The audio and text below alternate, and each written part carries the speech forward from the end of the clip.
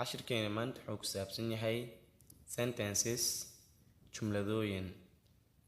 It is hard on me way igu adag tahay.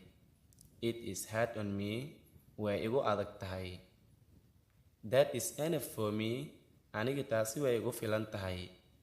That is enough for me aniga taasi way igu filan tahay. I have no worry walwal ma qabi. I have no worry walwal ma qabi. What is that again? Maxaa way waxaas hadane? What is that again? Maxaa way waxaas hadane? Stop, jooji, and listen to me wana i dhegeyso. Stop, jooji, and listen to me wana i dhegeyso.